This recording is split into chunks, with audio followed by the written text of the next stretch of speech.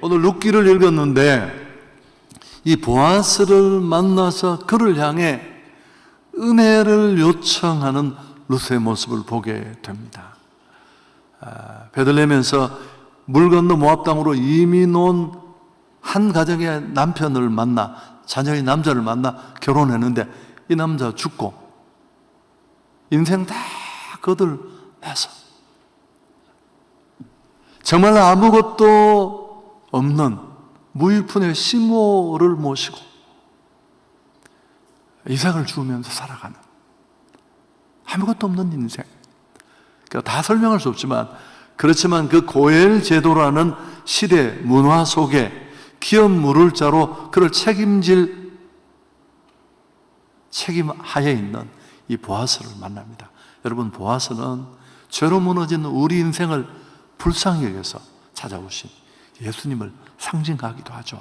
이 보아스를 만나자마자 그가 13절 앞부분에 보면, 우리 같이 한번 읽을까요? 룻이 이르되 내 주여 내가 당신께 은혜 입기를 원합니다. 은혜를 구하는 이 룻의 행동을 보고 보아스가 뭐라고 말하는지 한번 들어보시겠습니까? 여호와께서 내게 행한 일에 보답하시기를 원하며 이스라엘 하나님 여호와께서 그의 날개 아래에 보호를 받으러 온 내게 온전한 상 주시기를 원한다. 룻이 부모를 떠나 신랑 죽어버리고 소망 끝났을 때 얼마든지 자기 고국, 자기 조상, 자기 신에게로 돌아갈 수 있을 때 그는 나노의 시모를 붙잡고 이스라엘로 온 그의 결단, 행동을 보고 일컫는 말입니다. 하나님의 백성에게로 온 그를 보고 여호와의 날개 아래 보호받으러 왔다. 여러분, 이 날개는 그대로 바꾸면 하나님의 보호, 하나님의 호의, 그렇게 바꿀 수 있습니다. 이 룻기를 읽어보면 룻은 3번이나 이 은혜를 말합니다. 우선 시모 나오미를 향해서 2절 중반절에 보면 내가 누구에게 은혜를 입으면 그를 따라서 이삭을 죽게 했습니다. 은혜를 한번 얘기하고요. 또 두 번째, 보아스의 그런 환대에 그에게 베푸는 호의에 감사하면서 나는 이방 여인이거늘 당신이 어찌하여 내게 은혜를 베푸시고 나를 돌보십니까? 또 앞에 설명했습니다마는 이 보아스를 바라보면서 내 주여 내가 당신께 은혜 입기를 원합니다. 절박한 상황에 내 던져진 이 여성은 왜 은혜를 이렇게 갈망했을까요? 은혜 없이는 살 수 없거든. 아무것도 없고 사회보장제도도 제로고 물려받을 건 1도 없고 그 시모까지 함께 모시고 살아야 되는 그 시대적 상황, 자신이 던져진 형편을 생각하면 하나님의 도움을 받지 않고는 자기 인생은 끝난 거예요. 은혜 없이 살아갈 수 없다는 것을 절실히 깨닫고 그가 오늘 이런 간절함을 반복적으로 드러낸 것입니다. 여러분, 결국 이 절절한 사모함이 보아스의 은혜를 끌어내고 인생 역전합니다. 헤세드라는 은혜. 여러분, 이 룻기는 제가 룻기 강의 시간에도 말씀을 드렸지만 그냥 읽으면 인생 다 거들난 여인 셋밖에 보이잖아요. 딱 죽어야 되는. 그러나 더 자세히 들여다보면 그 절망 속에 그 백성을 손에 잡고 축복하시고 헤세드의 은혜로 믿음으로 반응하는 자기 백성을 하나님이 어떻게 살리시고 먹이시고 바뀌시는가를 보여주는 간증으로 가득합니다. 이 하찮은 이방 여인이 다윗의 할머니가 되고 예수님의 족보에 오르고 하나님의 손에서 펼쳐지는 연약한 성도들의 인생 역전 드라마가 여러분 이렇게 성경에 쓰여진 것입니다. 은혜가 필요합니다. 근데 정말 안타까운 건 지가 은혜가 필요한 줄을 모르는 바보들이 천재. 여러분, 연약한 인생으로는 어렵습니다. 그분의 뜻을 담아낼 수 없어요. 구원받은 자답게 살 수 있는 힘이 우리에겐 없습니다. 혹 깨달음은 있을지 모르지만 무슨 선함이 있습니까, 우리에게? 이웃과 세상을 향한 진정한 사랑, 그게 진짜 가능할까요? 불가능합니다. 어려워요. 그러나 은혜가 있으면 다릅니다. 여러분, 주님의 은혜가 임하면 달라지는데요, 성도는 처음부터 끝까지 은혜가 필요합니다. 은혜가 없으면 존재가 불가능한 자들입니다. 성도다운 삶. 여러분, 제가 목사답게, 성도답게, 이게 얼마나 어려운 일인데. 우리 삶을 다루시는 하나님의 손길이 은혜입니다. 하나님의 은혜 때문에 우리는 수많은 한계와 무자격에도 불구하고 성도답게 살 수 있고 교회다운 교회로 세워집니다. 바로 이런 존재가 교회고 성도입니다. 우리에게 무슨 선함이 있는 줄 착각하지 마십시오.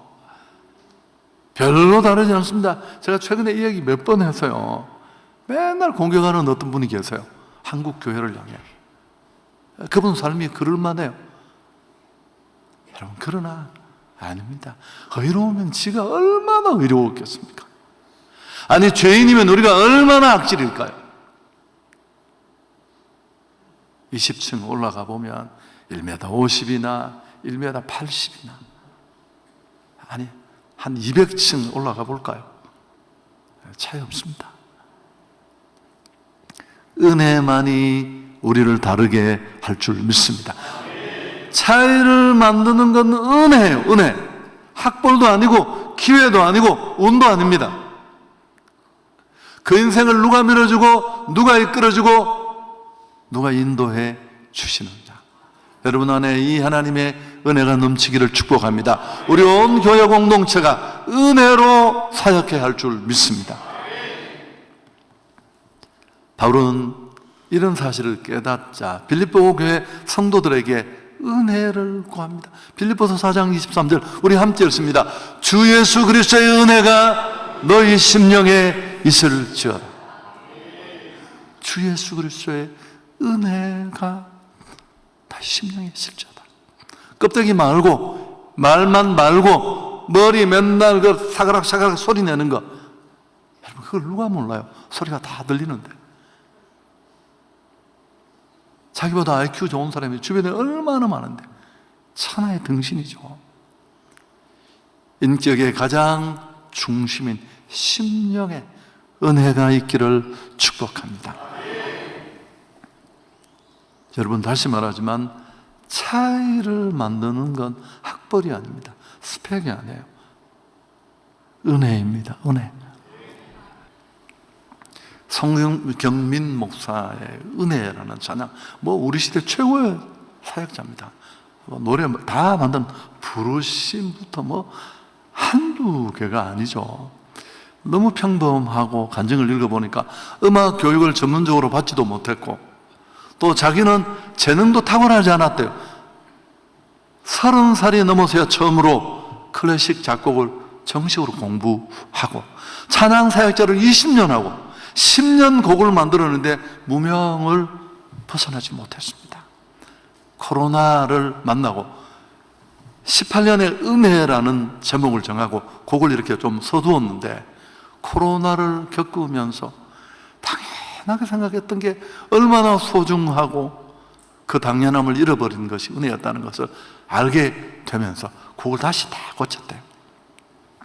그래서 그는 자기 삶을 돌아보면 아니 우리 모두의 삶 깨닫지 못해서 그렇지 다 은혜였다. 오늘날 그의 찬양이 평범한 곡처럼 보이지만 많은 사람들의 마음을 움직이고, 누군가가 그 찬양을 듣고 회복과 치유를 경험하고, 여러분 이 차이가 어디서 나왔다고 생각하십니까? 그의 스펙, 음악적인 전문 지식? 아니요, 은혜였습니다. 은혜. 근데 어떻게 그 은혜를 구하지 않겠습니까? 은혜가 없는 삶, 은혜가 없는 사역, 은혜가 없는 전도, 고단하고 힘들고 지치고 불만만 더 가득하고 남는 건 아무것도 없고 절망만, 종교라는 그 무게만큼 짐이 더 실리는 겁니다. 여러분, 무엇보다 승리가 안 돼요. 말을 좀 바꾸면 선조적 삶.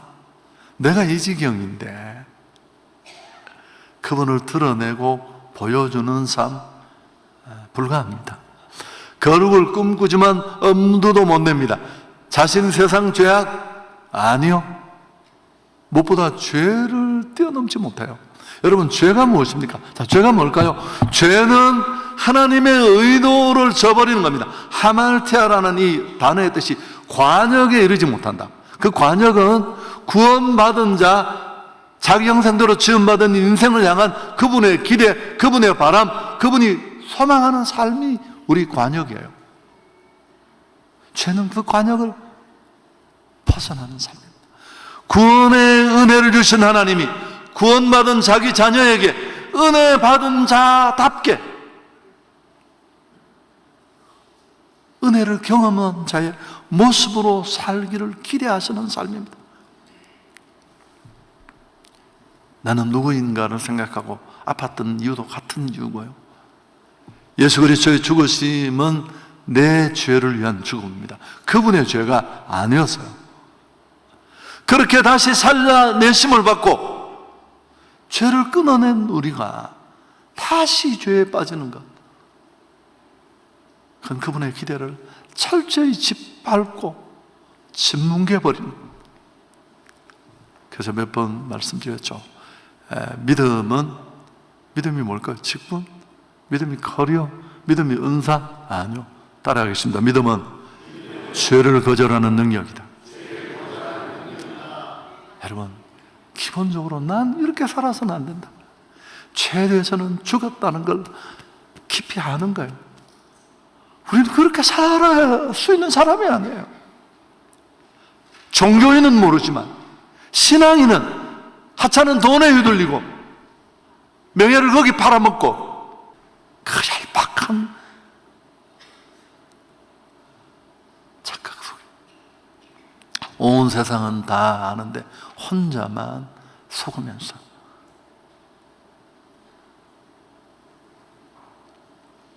여러분, 믿음은 이런 죄를 뛰어넘, 나는 이렇게 살아서는 안 된다는 자각과 함께 그렇게 살 수 있는 힘이 은혜로 주어져야 할 줄 믿습니다. 어떻게 우리가 은혜를 구하지 않아요? 웨슬러 형제와 함께 초기 감리교 운동을 이끌었던 조지 휘필드, 우리 잘 알고 있죠. 그가 한 유명한 말, 나는 녹수로 없어지기보다는 달아 없어지기 원한다. 그 조지 휘필드는 교수대로 끌려가는 사형수를 보고 하나님의 은혜로 말미암지 않았다면 그곳에 갈 자가 바로 나였을 것이다, 이런 얘기를 했는데요. 그가 무슨 원래 흉악한 사람이고 범죄자였다가 개과천선했다는 뜻이 아닙니다. 아담의 후손은 누구나 타락한 본성을 가지고 있습니다. 하나님의 은혜가 아니라면 우리는 그 누구도 이 무서운 죄로부터 벗어날 수 없습니다. 그 사실을 조지 휘필드는 이렇게 고백한 것입니다. 따라서 이 조지 휘필드의 고백은 우리 모든 기독인의 고백이 되어야 할 줄 믿습니다. 여러분, 은혜가 없다면 우리 누구든지 그 파렴치한 자리에, 그 이해를 끊어내지 못하는 자리에, 돈을 왕으로 고백하는 그 자리에 끌려다니면서 포로될 수밖에 없습니다. 이 은혜를 우리 모두가 누릴 수 있기를 축복합니다. 그때 사랑, 관대함, 승리, 더 나아가서 그분의 영광을 선포하는 선조적 삶이 가능한 줄 믿습니다. 은혜만이 우리를 원래 본래의 자리로 나답게 살아갈 수 있기를 합니다. 이걸 저버린 채 살아간다면 사는 것만큼 손해입니다. 후회밖에 없어. 의식하든 의식하지 못하든 그분을 거스르는 그런 삶을 살게 되겠죠. 자, 정리합니다. 그럼 은혜가 주어지는 방편이 일반적으로 있습니다. 좀 포괄적인 의미의 은혜를 제가 말씀드렸는데, 말씀, 기도, 그리고 우리 교역 신앙에서는 성례도, 세례 성찬, 이 성례도 은혜의 통로로, 방편으로 그렇게 받아들입니다. 여러분, 그 후반기 말씀 축제 왜 1년에 2번씩 꼬박꼬박 할까요? 왜 1월에 하고 9월에 할까요? 그 이유를 알기나 하세요? 그렇습니다. 우리는 이 긴 여름 폭염을 끝내고 그 후반부를 살아가야 됩니다. 여러분, 2024년의 이 후반부는 다시 반복될 수 없는 시간이에요. 반성은 할 수 있지만 다시 사는 건 불가능해요. 인생은 한 번뿐이고 저장도 되지 않아요. 그래서 후회 없이 나를 구원하신 그분의 기대대로 잘 살려면 은혜가 필요한 줄 믿습니다. 근데 그런 은혜의 동력을 받는 기회로 말씀 축제, 말씀, 기도, 이 은혜의 방편인 채널 기도회까지가 아주 셋 들어오잖아요. 구원의 은혜 받은 자답게 살게 합니다. 첫째 아담이 아니라 두 번째 아담으로, 다락방 중심으로 이루어지는 행축. 여러분, 우리가 한 번, 두 번 했습니까? 은혜 없으면 역시 어렵습니다. 자, 은혜에 있는 삶으로 나아가려면 오늘 이 룻을 보면서 찾을 수 있는 평범한 교훈이 있는데요. 그가 어떻게 그 절망을 끊어내고 그 처참함을 뒤로하고 인생을 역전해서 이 영광된 자리에 살 수 있었을까요? 딱 두 가지입니다. 첫째가 뭘까요?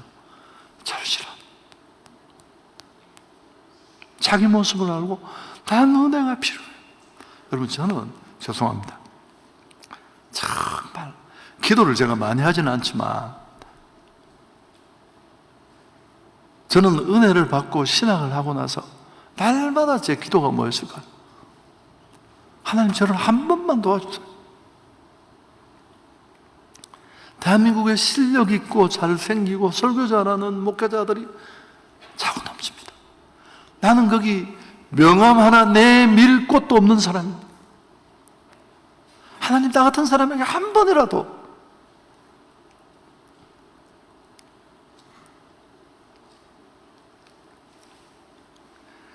은혜를 주시면 하나님 남는 게 있지 않겠습니까? 야, 저는 별로 형편없었는데 저는 은혜야. 여러분, 잘하는 사람이 잘하면 원래 잘했다고 말합니다. 룻에게 이게 있었습니다.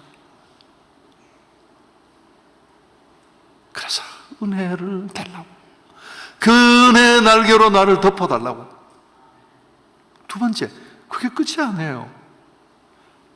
여러분, 룻기 강해에서도 이 내용이 드러났지만 3장이 도전하는 게 나옵니다. 시어머니가 코치를 합니다. 추수가 끝난 보아스의 타작마당에 침범합니다. 수모를 무릅쓰고 그 발 아래 눕고 면박을 아랑곳하지 않고 당신의 은혜의 날개로 나를,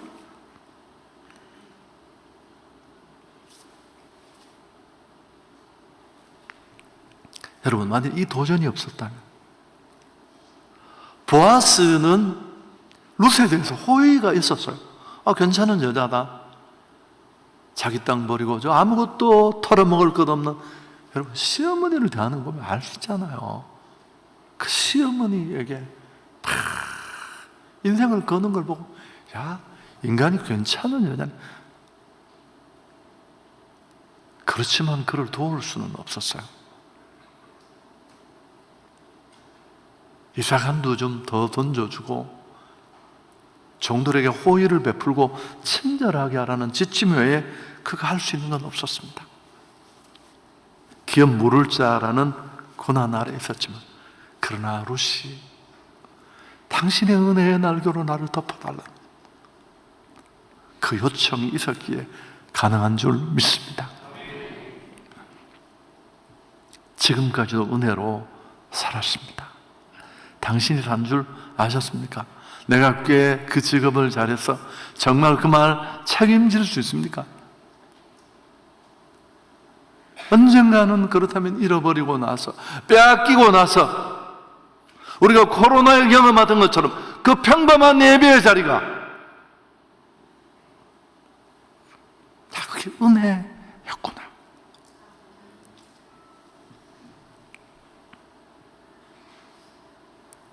여러분, 매일매일의 은혜를 구합시다. 제가 마지막에 이 얘기도 설교 중에 했어요. 내가 너무 목사니까 좀 이 목회자에 대한 연민의 마음이 있는데, 오래전입니다. 이건 제가 테이프로 간증을 들었어요.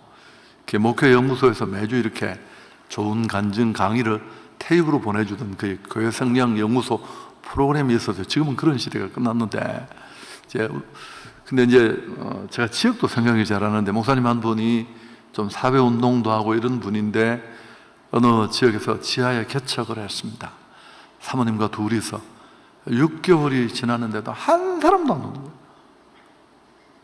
건물세도 주고 해야 하는데, 그래서 그날 아침에도 이렇게 새벽 기도를 이제 인도해야 된다는, 예배당 문도 열고 해야 되는 시간인데 일어나기 싫었대요. 종소리를 듣고도. 벌써 몇 날 며칠 아무도 없는데 내가 가서 뭘 하겠냐. 억지로 몸을 뒤척이고 일어나서 교회당 문을 열고, 역시 아무도 없는 그 작은 지하 예배당에 엎드려서 통곡했대.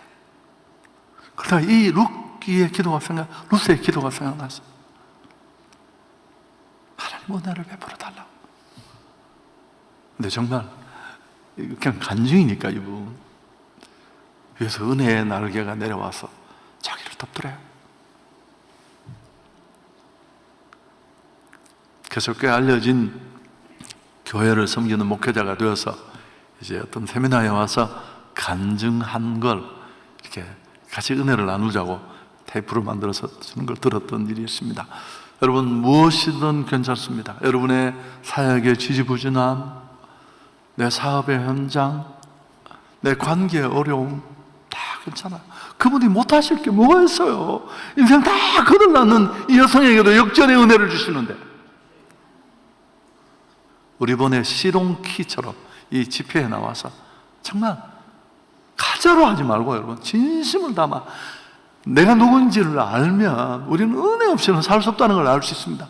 그럼 이 룻과 같은 절실함이 우리에게 나오고, 그리고 그 절실함의 회복으로 가는 그 첫 단축, 집회 그 꼴랑 5번 나오는 것도 못한다면 그만두셔야 되죠.